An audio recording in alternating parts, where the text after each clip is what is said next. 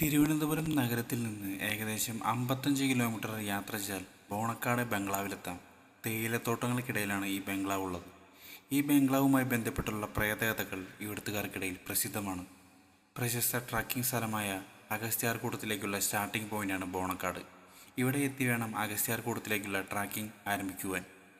Bonakkad estate എന്നറിയപ്പെടുന്ന ഈ ബംഗ്ലാവ് കാണാൻ ദൂരദേശങ്ങളിൽ നിന്ന് പോലും ആൾക്കാർ എത്താറുണ്ട്. 68 വർഷം പിന്നോട്ട് യാത്ര ചെയ്യണം. ബോണക്കാട് തേയിലത്തോട്ടങ്ങൾക്കിടയിൽ ഒരു വിദേശിയാണ് ഈ ബംഗ്ലാവ് നിർമ്മിക്കുന്നത്. കുടുംബവുമൊത്ത് ഇയാൾ ഇവിടെ സന്തോഷ ജീവിതം നയിച്ചു വരവേ 13 വയസ്സുള്ള മകൾ മരണപ്പെടുന്നു. എന്നാൽ ഈ മരണത്തിൽ എന്തൊക്കെയോ ദുരൂഹതകൾ ഉണ്ടായിരുന്നു. ആരോ കൊലപ്പെടുത്തിയതാവാം എന്ന രീതിയിൽ കഥകൾ പ്രചരിച്ചു. കുട്ടിയുടെ മരണത്തിൽ തളർന്നുപോയ ഈ ബ്രിട്ടീഷ് കുടുംബം തിരികെ ലണ്ടനിലേക്ക് മടങ്ങി. ആർക്കും വേണ്ടാതെ ആ ബംഗ്ലാവ് അനാഥമായി കാടുപിടിച്ച് അസലൊരു പ്രേതാലയമായി മാറി. എന്നാൽ മരിച്ച പെൺകുട്ടിയുടെ ആത്മാവ് അവിടം വിട്ടും പോയില്ലെന്ന് ബോണക്കാട്ടെ തേയില തൊഴിലാളികളാണ് ആദ്യം സാക്ഷ്യപ്പെട്ടത്.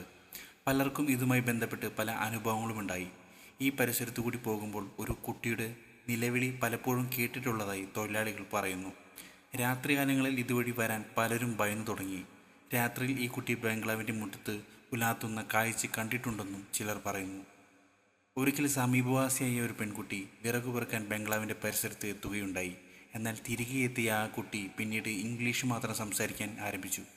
അന്ന് മരണപ്പെട്ട കുട്ടിയുടെ ആത്മാവ് ശരീരത്തിൽ പ്രവേശിച്ചതാണ് ഇതിന് കാരണമെന്ന് ഇവിടുത്തുകാർ ഉറച്ചു വിശ്വസിക്കുന്നു. ബംഗ്ലാവിലെ സത്യം തിരിച്ചറിയാൻ ചിലർ ഇവിടെ എത്തുകയും രാത്രി തനിച്ച് താമസിക്കാനും ശ്രമങ്ങൾ നടത്തിയിട്ടുണ്ട്.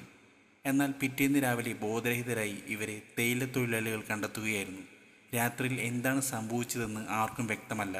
പ്രശസ്ത ഹിൽ സ്റ്റേഷനായ പൊന്മുടിയിൽ നിന്ന് ബോണക്കാട് എസ്റ്റേറ്റിലേക്ക് 36 കിലോമീറ്റർ ദൂരമുണ്ട്. തിരുവനന്തപുരം തമ്പാനൂർ ബസ് സ്റ്റാൻഡിൽ നിന്ന് ബോണക്കാട്ടേക്ക് KSRTC സർവീസ് നടത്തുന്നുണ്ട്. ഇവിടെ താമസിക്കുന്ന തൊഴിലാളികൾക്കായാണ് പ്രധാനമായും ഈ സർവീസ് നടത്തുന്നത്.